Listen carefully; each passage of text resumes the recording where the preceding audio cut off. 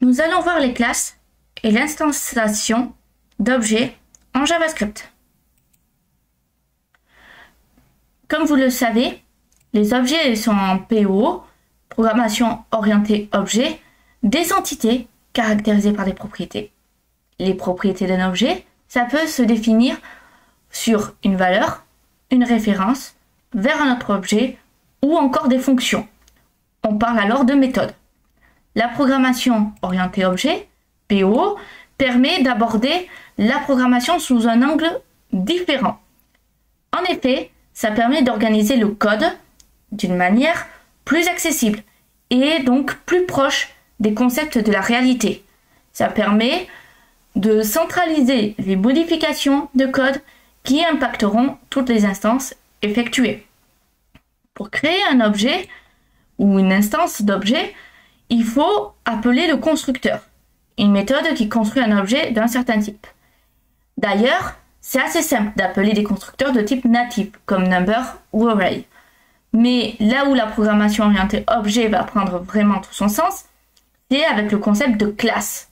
En effet, les classes vont nous permettre de créer nos propres types d'objets et de les instancier. Ainsi, en apprenant à coder des classes, vous serez en mesure de construire vos propres objets personnalisés et de centraliser les informations et les instructions qui définissent les instances des classes. La compréhension et la maîtrise des classes en JavaScript, c'est vraiment crucial en programmation orientée objet. Qu'est-ce qu'une classe? Une classe, c'est un peu comme un plan. Ça permet de construire autant d'objets que nécessaire. Par exemple, une classe, ça peut être comme le plan d'une maison. On va construire notre maison, décider de la cuisine, de la salle de bain, etc. Si on applique ce plan plusieurs fois, on peut construire autant de maisons qu'on le souhaite et que nécessaire. C'est exactement le même principe pour une classe. Une classe, c'est un espace de code qui va définir toutes les propriétés d'un type et donc des objets créés à partir de celui-ci. Donc ici, on a classe avec le nom de notre classe et définition des propriétés. Donc par exemple, classe ordinateur.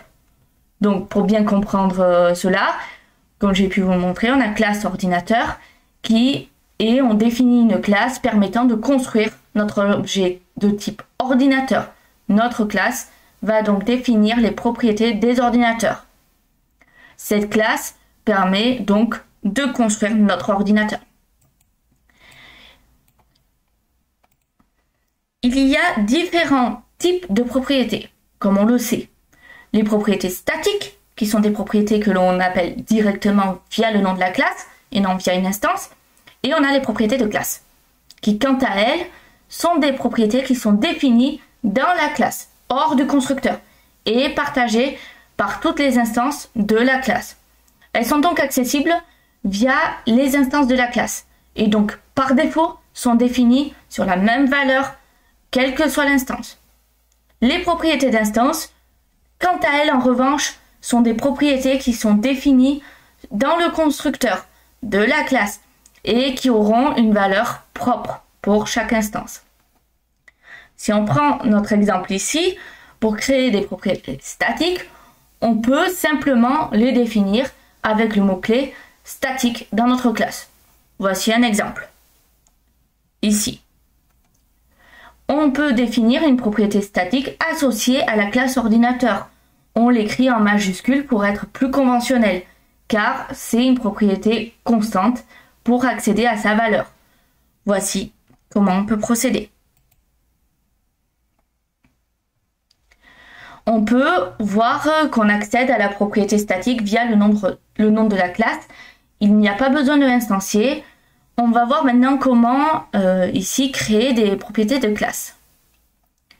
Pour définir une propriété de classe, il faut simplement définir une propriété sur une valeur de la classe, hors de la définition du constructeur. Pour l'instant, nous n'avons pas défini le constructeur, donc pas de problème, on peut définir où on veut la classe. Par exemple, on a classe ordinateur, ici avec le type, le clavier, tout simplement. Dans cet exemple, Toutes les instances d'ordinateur hériteront de propriétés type et clavier, ce qui veut dire que par défaut, tous les ordinateurs auront une propriété type définie sur laptop et une propriété clavier définie sur AZERTY. Ce sont des propriétés de classe. Elles sont accessibles via les instances de classe ordinateur et non via la classe elle-même.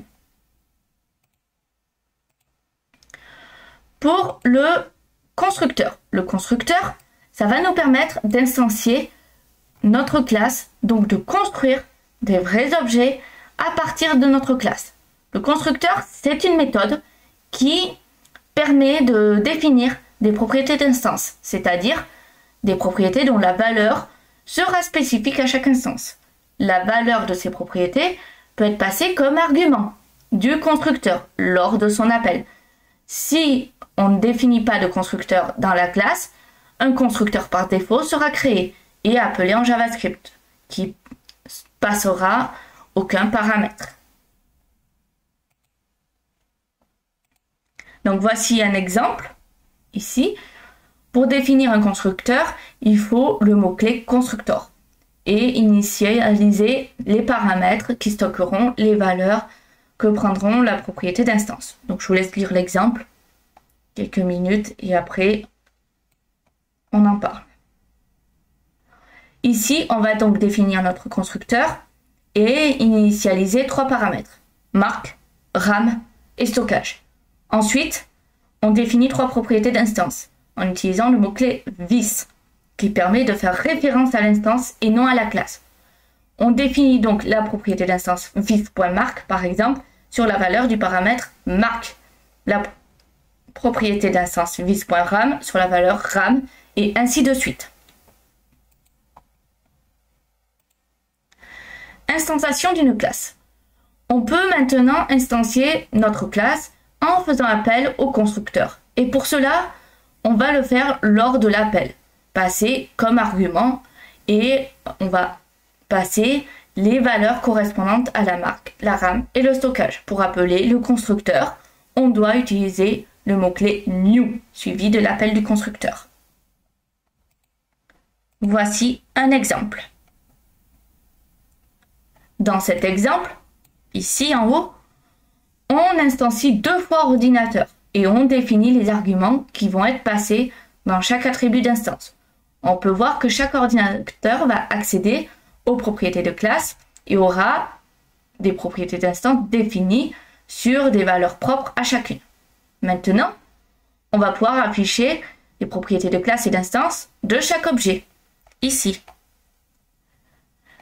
On a donc défini des propriétés de nos objets grâce à la classe ordinateur. Les classes permettent donc de définir un type. Dans ce cas, c'est un ordinateur qui est défini. Pour rappel, chaque type d'objet qu'on définit est un sous-type de racine object ordinateur et donc un sous-type de object.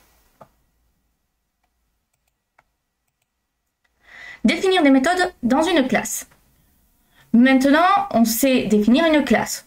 On va pouvoir définir des méthodes personnalisées. Pour cela, il va falloir commencer en premier lieu par voir les méthodes statiques, c'est-à-dire des méthodes accessibles via le nom de la classe directement. En JavaScript, il faut savoir que définir une méthode statique revient à définir une propriété statique, mais sur une fonction. Pour cela, on va utiliser le mot-clé statique plutôt que d'utiliser la syntaxe ma méthode égale fonction parenthèse accolade. On peut utiliser raccourci ma méthode parenthèse accolade. Nous n'avons donc pas besoin d'utiliser le mot fonction. On va voir un exemple de code.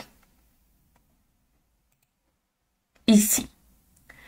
Maintenant, on a vu cet exemple de définition de méthode statique. On va voir comment on peut définir des méthodes d'instance. Pour créer une méthode d'instance, il nous faut tout simplement définir cette méthode sans utiliser le mot-clé statique. On a besoin d'utiliser le mot-clé this pour faire référence à l'instance. Voici un petit exemple où on définit une méthode qui permet d'afficher dans une chaîne les caractéristiques d'un ordinateur. Donc là, on a par exemple une partie sur les fiches produits J'ai pas tout mis, mais précédemment, vous avez pu voir l'ordinateur. Là, c'est juste la partie qui utilise vis. Précédemment, si je vous remontre ici, on a vis.mark, etc. Donc maintenant, on a la méthode d'instance. On peut voir que ça fonctionne. On a défini l'instance fiche produit maintenant et une méthode pour calculer le prix de notre ordinateur. Cette méthode réalisera le calcul suivant. C'est un exemple vraiment fictif, mais qui peut avoir son utilité ici.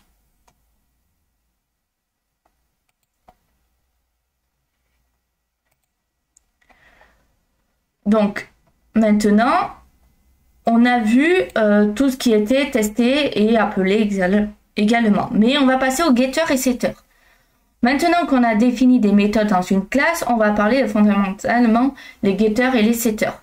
Et on va voir comment les définir.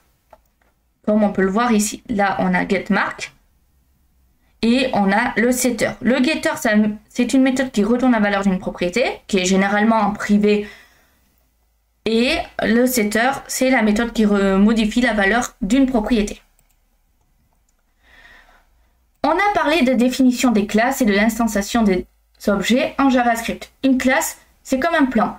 Ça permet de définir les propriétés d'un type. Ça définit donc les propriétés statiques des propriétés de classe et les propriétés d'instance. Ça prend en compte des propriétés définies sur des valeurs, sur des références objets et des méthodes. On a également vu comment définir des méthodes dans une classe qui distingue les méthodes statiques des méthodes d'instance. Les classes sont un concept clé en programmation orientée objet et sont largement utilisées en JavaScript et d'autres langages de programmation. Ça permet d'organiser le code en blocs logiques et réutilisables. Et ça facilite la création de nouveaux objets à partir d'une même structure. Donc voilà, vous avez vu les classes et comment créer des objets.